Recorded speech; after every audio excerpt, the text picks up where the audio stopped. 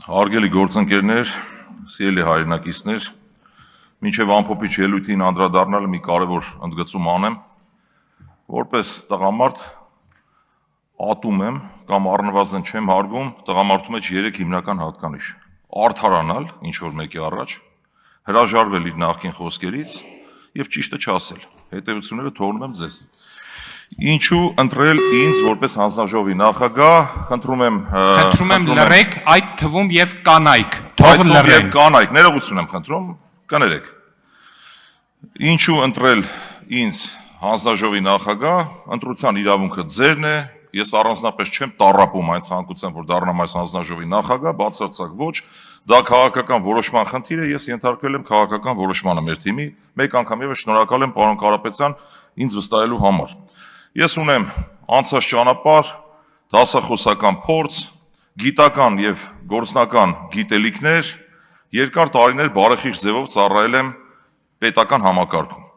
Հարգելի հայրենակիցներ, հարգելի գործընկերներ, կարծում եմ դուք այնքան բանականություն, այնքան ինտելեկտ ունեք, որ նայելով իմ կենսագրությունը ակնհայտ է դառնում, որ չէի կարող կոռուպցիայի մեջ թաթախված լինել, աշխատելով այն ստորաբաժանումներում, որը ես ներկայացրել եմ։ Ինչ վերաբերում է միամիտ եմ, թե միամիտ չեմ, խոսքը վերաբերում է նրան, առանց արդարանալու եմ սա ասում, որ իմ հայտարարների մեջ պարզ գրված է։ Խնդիրը որն է, եթե կա փաստաթղթավորված փոխառություն, դա հետ պետք է վերադարձի։ Հիմա դուք ձեր հարցը խնդրեմ հստակեցնել, ինչի նկատի ունեք, թող իրավաբանները զբաղվեն դրանով, խնդիր չեմ տեսնում։ Շարունակեմ, անցնեմ իմ բուն թեմային։ Մեր խմբակցության ղեկավար պարոն Կարապետյանը խոսել է լիբերալ տնտեսության եւ նաեւ պետական ագրեսիվ միջամտության մասին, եւ դուք անընդհատ հարցնում եք, թե արդյոք համաձայն եմ, այո, համաձայն եմ, եւ կան երկրներ կամ միջազգային փորձ, որոնք անցել են այդ ճանապարհով։ Մասնավորապես Հարավային Կորեան, Սինգապուրը, Չինաստանը, որտեղ 60-ական թվականների նույն Հարավային Կորեան ամենաաղքատ երկրներից մեկն էր եւ պետական ագրեսիվ միջամտությունից հետո այսօր ամենալիբերալ տնտեսություններից մեկն ունի։ Ինչ վերաբերում է 0% հարկին, պարոն Թունյանն ասաց, որ էֆեկտիվ դրույքաչափը դարձել է 2.7%, եթե չեմ սխալվում կամ էական չի, մեր առաջարկի շրջանակներում մենք այլ տեսլական ունենք, բացի այն, որ լուծենք սոցիալական խնդիր, նաև ազատենք տնտեսվարողներին վարչարությունից, ավելորդ ծանրաբեռնվածությունից, այսինքն այդ կշռված ավելի շուտ էֆեկտիվ դրույքաչափին հասնելու համար տնտեսվարողները ստիպված են մի հսկայական վարչարական ճանապարհով անցնել, որպեսզի կարողանան ծախսերը հիմնավորել, որպեսզի ունենան այդ էֆեկտիվ դրույքաչափը։ Եվ ցավոք սրտի մեր տնտեսության կառուցվածքը այնպիսին է, որ գերակշիռ են ծառայություն մատուցող ընկերությունները, որոնք այդ ծախսերը նվազեցնելու հնարավորություն չունեն ցավոք սրտի։ Եվ ստացվում է, որ այդ հարկային փոփոխությունների արդյունքում գերակշիռ մասը հայաստանյան տնտեսվարողների վճարում է 10% շրջանառության հարկ։ Եվ ուստի մենք այս բարեփոխումը, այս նախագիծը ներկայացնելով ցանկանում ենք մեր տնտեսվարողներին, սիրելի հայրենակիցներ, ձեզ, ովքեր վճարում եք շրջանառության հարկ, ազատել նաև ավելորդ վարչարությունից, ինչը լիովին հնարավոր է։ Աղքատության մասին, սիրելի գործընկերներ, ուրեմն իմ գործընկերը նշեց, որ այդ լիովին համաձայն է, որ աղքատության բարձր մակարդակ կա։ Հարգելի հայրենակիցներ, սիրելի ժողովուրդ, խոսքս ուղղում եմ ձեզ բացատրեմ ինչի մասին է խոսքը։ Մեր գործընկերները չեն ասում, ես երեք ասացի, երբ ուշադիր չեք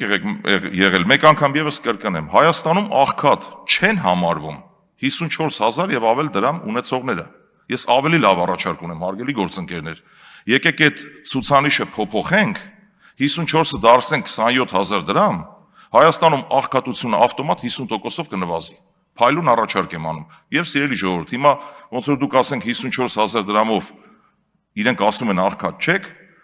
գուցե 27,000 դրամով էլ աղքատ չլինեք, բայց Հայաստանում վիճակագրական տվյալները կբարելավեն 50%-ով։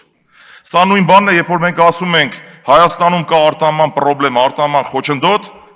մեր իշխանավորներն ասում են, դա համախառն ներքին արդյունքի 3%-ին մոտ ցուցանիշ է, որը կառավարելի է։ Հիմա ասում եմ հասկանամ, մեզ հետևող հայրենակիցներին դա որքանով է հետաքրքիր։ Դա նույն բանն է, որ այն անեկդոտի նման, ասում է, եղբայր, այսօր երկուշաբթի է թե ձմեռ, ասում է, չգիտեմ, ես հեծանիվով եմ։ Մոտավորապես այս իրավիճակի հետ մենք գործ ունենք, երբ մարդը փաստի առաջ կանգնած չի կարողանում ապրանք արտահանի, մենք ասում ենք դա համախառն ներքին արդյունքի 3%-ին մոտ է եւ կառավարելի է։ Գոյություն ունի շոշափելի ռիսկ, շոշափելի վտանգ մեր տնտեսվարողների համար։ Պարտքնա ցուցանիշի հետ կապած, որի մասին երկար խոսվեց, Հարգելի գործընկերներ, հարգելի պարոն Թունյան, խոսքը վերաբերում է հետևյալին, քանի որ այս հարցին դուք անդրադարձաք, խոսքս ուղղելով ձեզ, խոսքը գնում է տնտեսության կառուցվածքի մասին, երբ որ մենք ասում ենք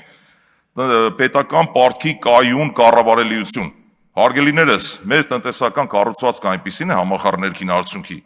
որտեղ 50%-ը բաժին է ընկնում ծառայություններին, որի մեջ են մտնում նաև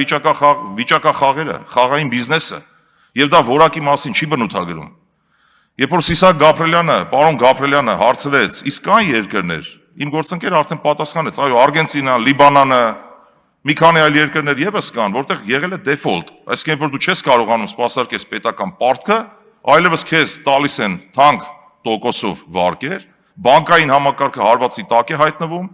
առավել եւս, երբ որ մեր պետական պարտքի 50%-ը բաժին է ընկնում պարտատոմսերին պետական,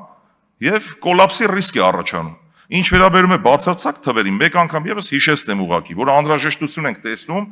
տնտեսության համախառն ներքին արդյունքի կառուցվածքը փոխելու, որպեսզի մենք կառավարելիության խնդիր չունենանք։ Արժեթղթերի շուկայի հետ կապված, հարգելի հայրենակիցներ, ես կարծում եմ, որ մենք չունենք արժեթղթերի շուկա,